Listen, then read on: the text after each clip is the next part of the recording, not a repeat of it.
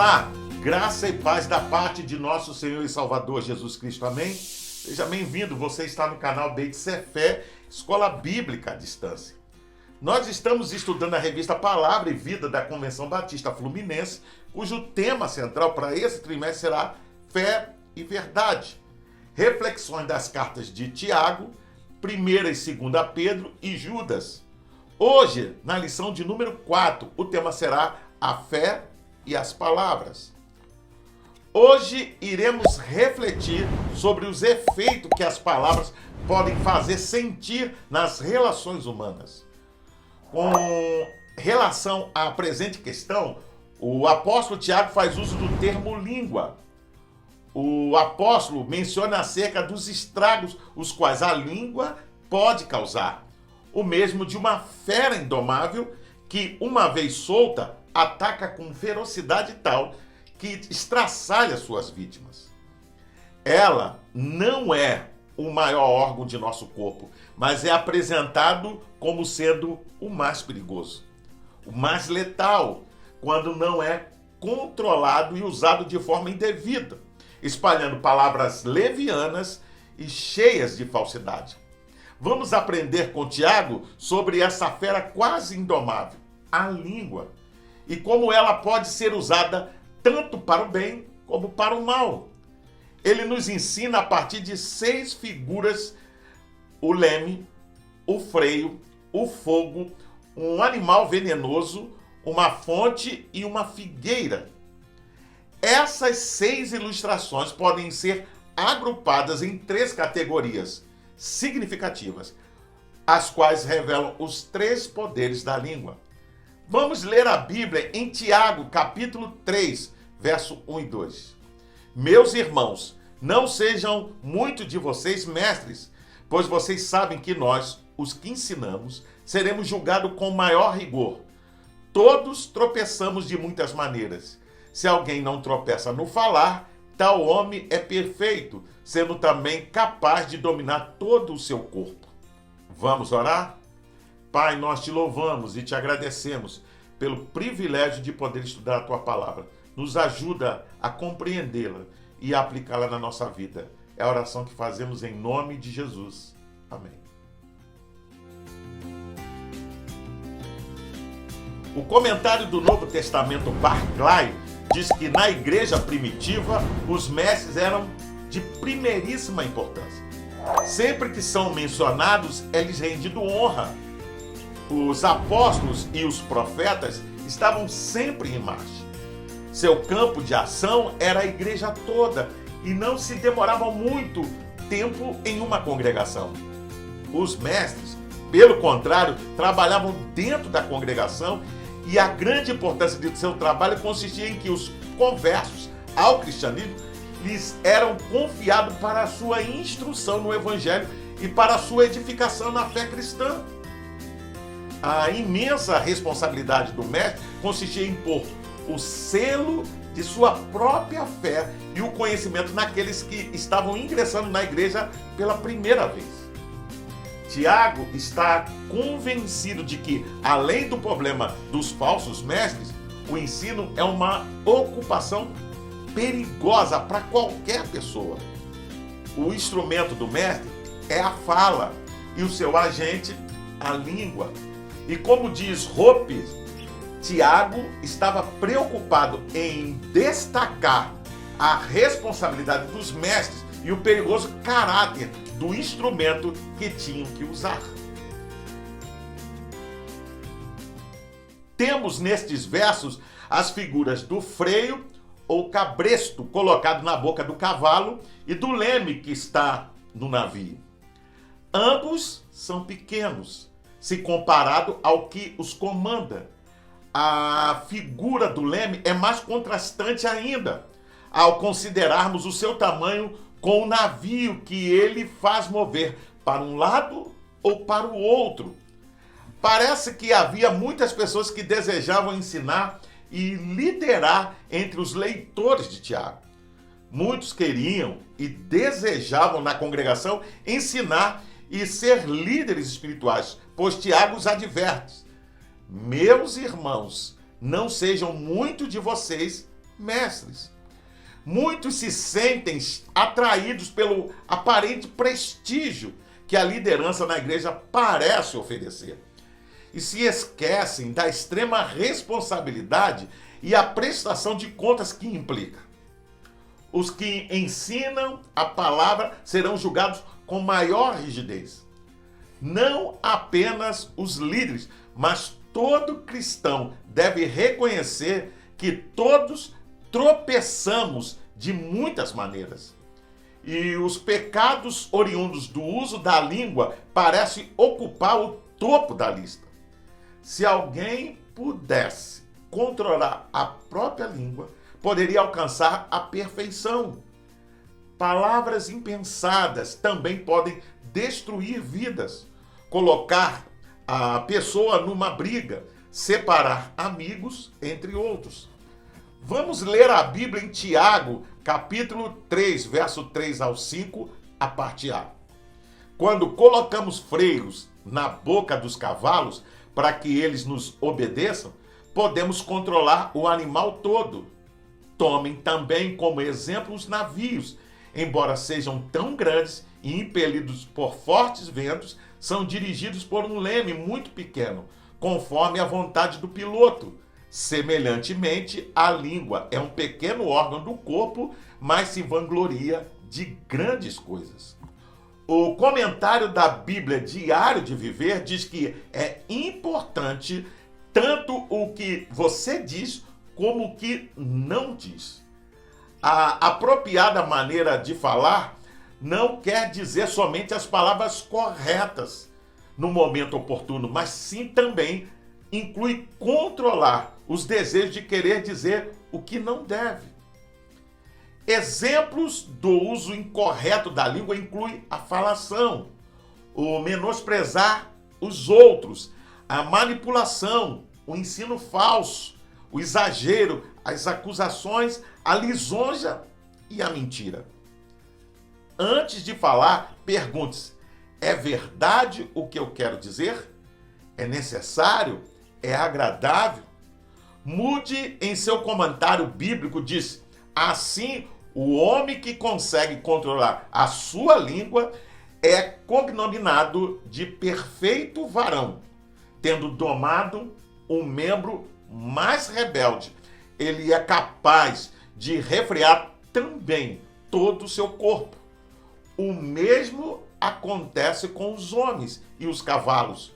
Controle suas bocas e vocês serão senhores de toda sua ação. Freio e leme dos pequenos objetos. Um pequeno freio permite que o cavaleiro controle um grande cavalo. E um pequeno leme permite que o timoneiro controle um navio enorme. Ambos devem superar forças contrárias. O freio deve superar a natureza selvagem do cavalo. E o leme deve lutar contra os ventos e correntes que poderiam tirar o navio de seu curso. Da mesma forma, a língua humana também deve superar forças contrárias, que é a velha natureza, a qual deseja nos controlar e nos fazer pecar. Tanto o freio quanto o leme precisam estar sob o controle de uma mão forte. O cavaleiro hábil mantém o grande poder sobre o seu cavalo e o timoneiro experiente pilota um navio corajosamente em meio à tempestade. Quando Jesus Cristo controla a nossa língua, não precisamos ter medo de dizer coisas erradas, pois ele é o timoneiro ou aquele que segura as rédeas de nosso falar. Prestem bem atenção a esses dois versículos. A língua tem poder sobre a vida e sobre a morte. Os que gostam de usá-las comerão do seu fruto. Você pode conferir isso lendo Provérbios 18, versículo 21. Coloca, Senhor, uma guarda à minha boca. Vigia a porta dos meus lábios. Não permitas que o meu coração se volte para o mal, nem que eu me envolva em práticas perversas com os malfeitores, que eu nunca participe dos seus banquetes, Você pode conferir isso lendo Salmos, capítulo 141, versículos 3 e 4.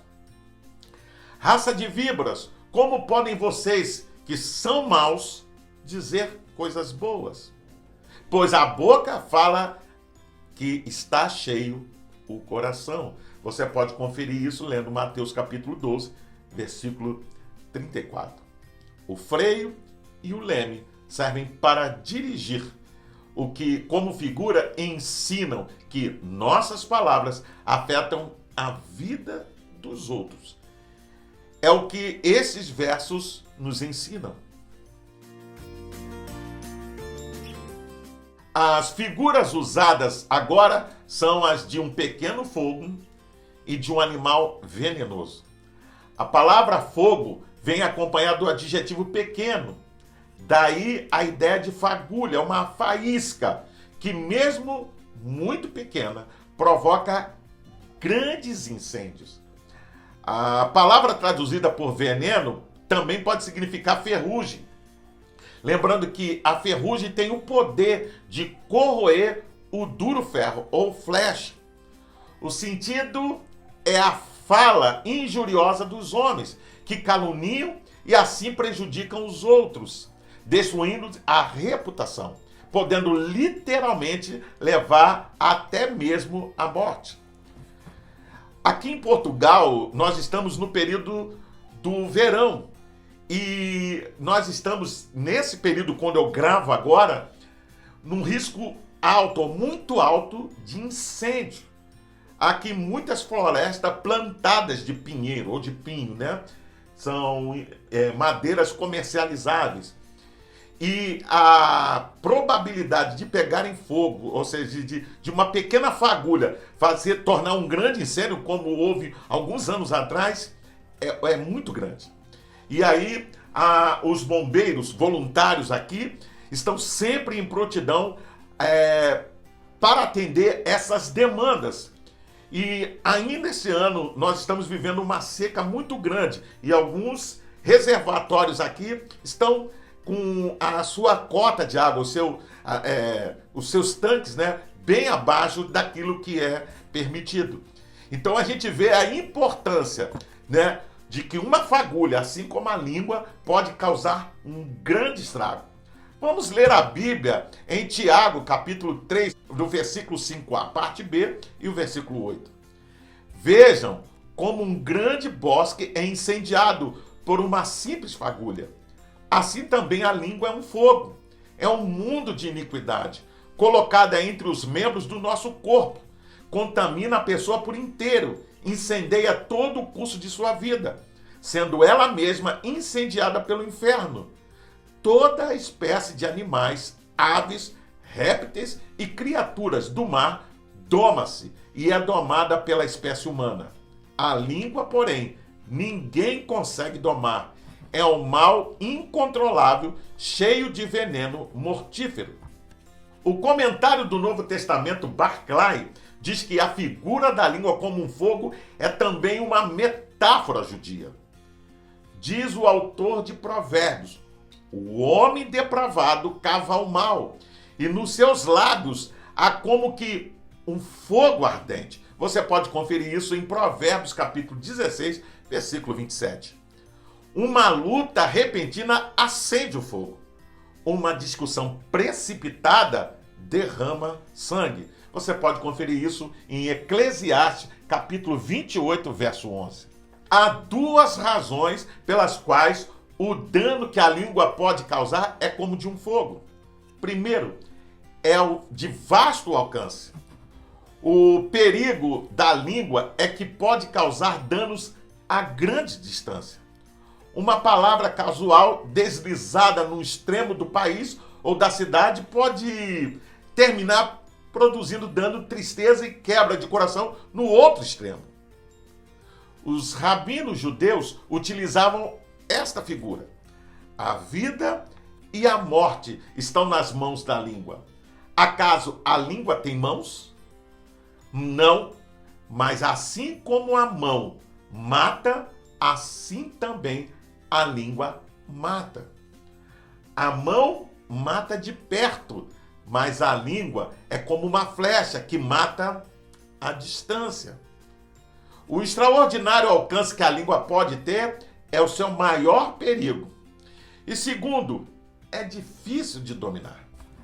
Nos ressecados bosques e matagais da Palestina, tal qual aqui é Portugal, né, um incêndio ficava imediatamente fora de controle. E tampouco há alguém capaz de controlar o mal que pode causar na língua.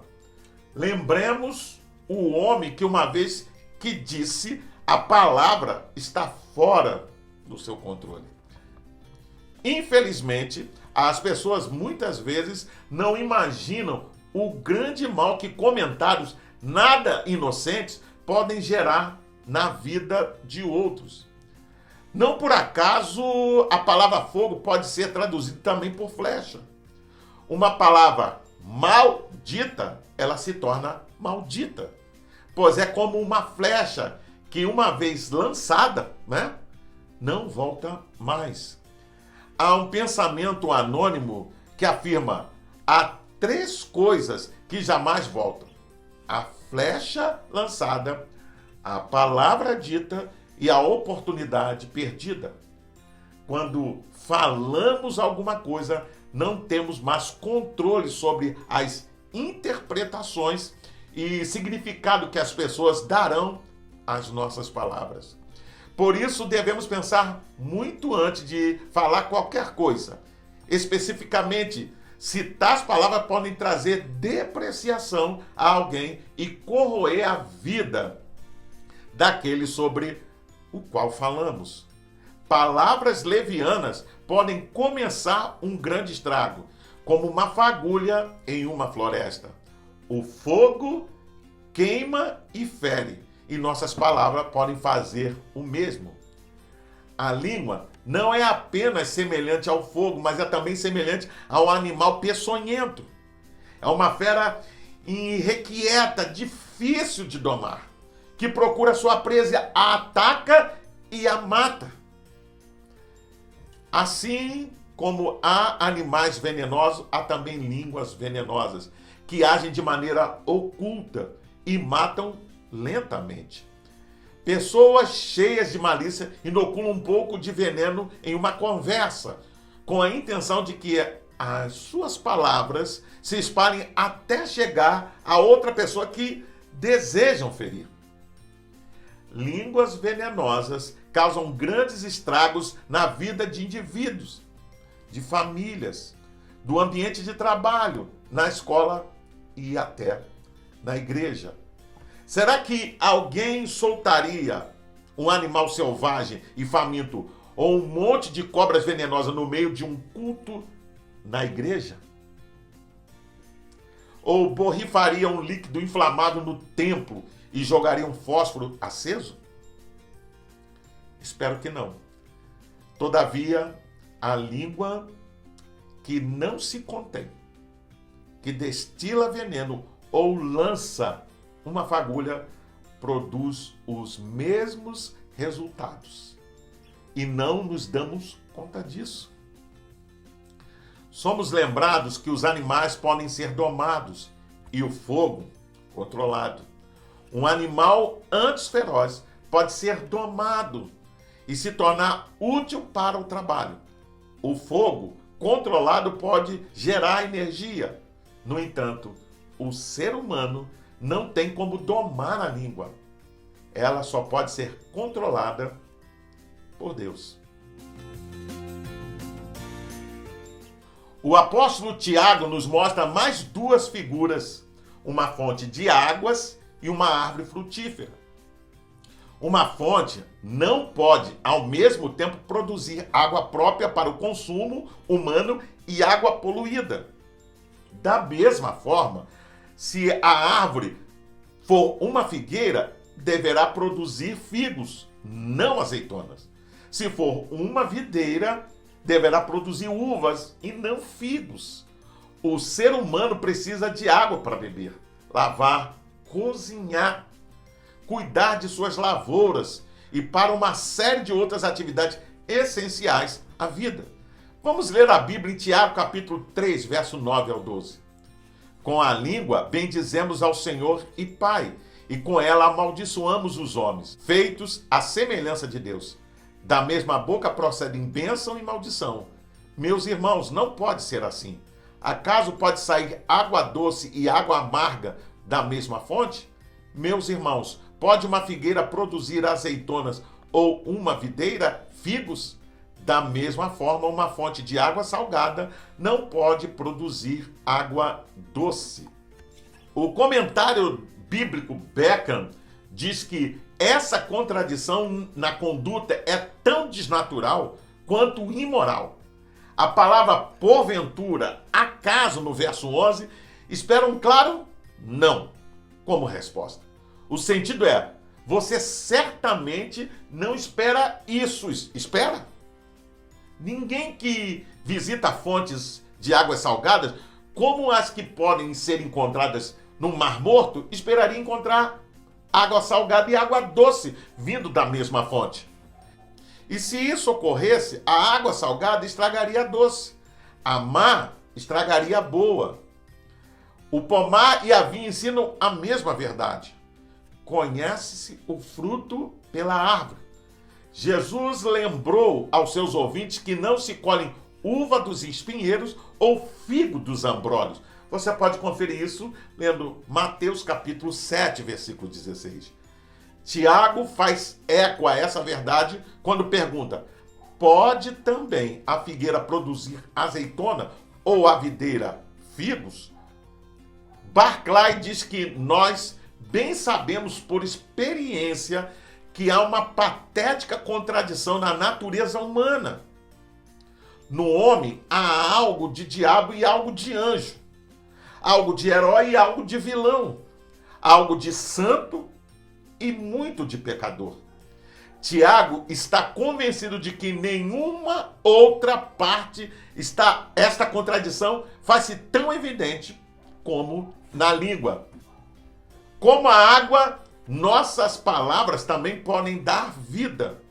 Entretanto, se não for controlada, a água pode causar morte e destruição, como temos visto desde o ano passado e este ano em nosso país, ou seja, 2021 e 2022. No entanto, quando nos inclinamos para beber um pouco de água numa fonte, dificilmente nos lembramos de enchentes. Pensamos apenas no refrigério que um gole de água pode proporcionar.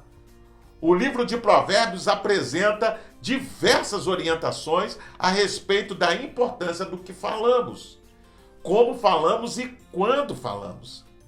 Nesse prisma, então, citaremos apenas 2 versos, a título de ilustração de como a palavra pode ser bênção.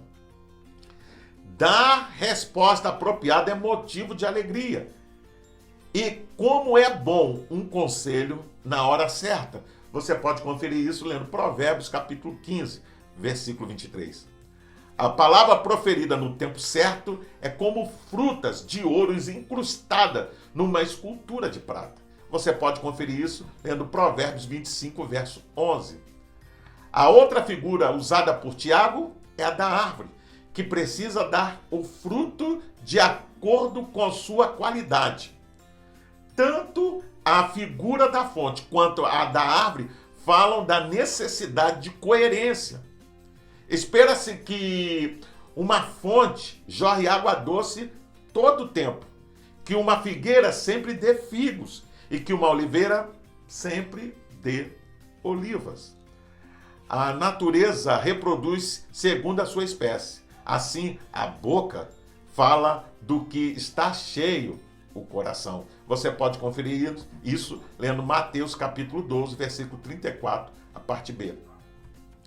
A língua que canta, ora, bendiz a Deus e depois pragueja contra os homens e os amaldiçoa, carece de tratamento espiritual. Quantas vezes acontece de um cristão cantar os hinos durante o culto e depois ir discutindo com a família até chegar a casa? E às vezes, até por chegar a casa, indo dormir zangado com os outros. Quando isso ocorre, revela um problema mais interior. Não é a língua, é o coração. mas as coisas que saem da boca vêm do coração, e são essas que tornam um homem impuro. Você pode conferir isso lendo Mateus capítulo 15, verso 18. Sobre tudo o que se deve guardar, guarda o coração, porque dele procedem as fontes da vida. Você pode conferir isso lendo Provérbios capítulo 4, versículo 23. Precisamos encher nosso coração com a palavra de Deus, para sermos como fontes, as quais sempre vertem águas purificadas, e como árvores produtivas, as quais produzem o fruto que se espera delas. Pois bem, saiba que a chave para falar de forma a agradar a Deus é pensar corretamente. A linguagem está contida em uma cavidade entre os dentes e os lábios, mas se não controlarmos adequadamente, ela ainda escapa.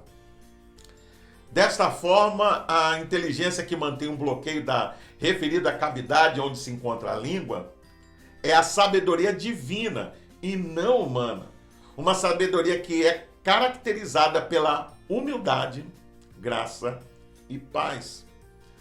Antes de encerrar, gostaria de citar uma ilustração sobre as 3 peneiras da sabedoria. Certa vez um rapaz procurou Sócrates e disse-lhe que precisava contar algo sobre alguém. Sócrates ergueu os olhos do livro que estava lendo e perguntou: "O que você vai me contar? Já passou pelas 3 peneiras?" 3 peneiras? Indagou o rapaz. Sim, a primeira peneira é a verdade. O que você quer me contar dos outros é um fato? Caso tenha ouvido falar, mas não tenha certeza da sua veracidade, a coisa deve morrer aqui mesmo. Suponhamos que seja verdade. Deve então passar pela segunda peneira, a bondade. O que você vai me contar é uma coisa boa, ajuda a construir ou destruir o caminho, a fama do próximo. Se o que você quer contar é verdade e é uma coisa boa, deverá passar ainda pela terceira peneira, ou seja, a necessidade. Convém contar, resolve alguma coisa, melhora a comunidade, pode ajudar o planeta. Arremata Sócrates. Se passou pelas 3 peneiras, conte.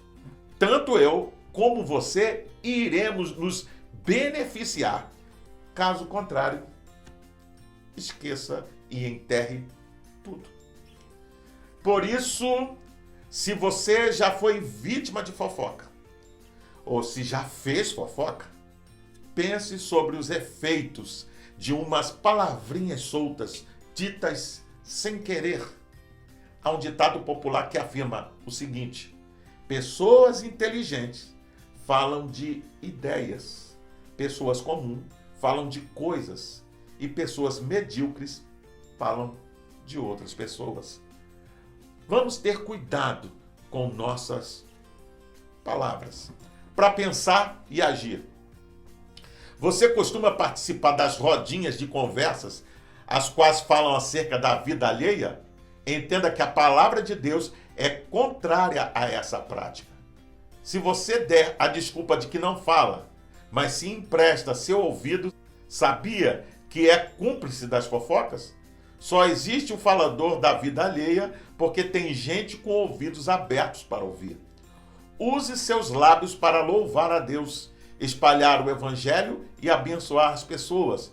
Não jogue palavras ao vento. Eu convido você a fazer a leitura diária que vai de segunda até domingo, onde você vai encontrar diversos textos que vão ajudar a você a entender e a compreender melhor esta lição. Você pode também baixar a revista Palavra e Vida da Convenção Batista Fluminense. Basta acessar o link que vai estar na descrição desse vídeo. Você entra, se cadastra e basta para o seu tablet, celular ou computador. E não só vai poder rever essa lição, mas acompanhar futuras lições. Pois bem, eu sou o pastor Carlos Guerra e você está no canal Beit Sefé, Escola Bíblica à Distância. Hoje nós estudamos a lição de número 4 e o tema foi a fé e as palavras. Gostaria ainda de deixar uma palavra de recomendação a todos aqueles que assistem ao canal, que participam, mas ainda não frequentam uma igreja cristã.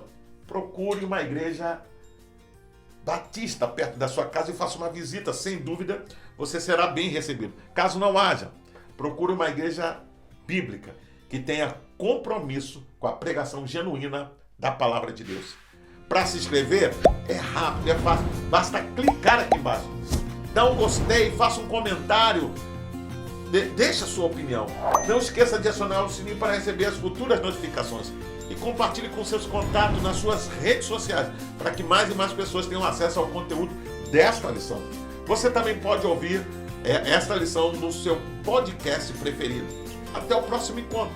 Fique na paz. Deus te abençoe.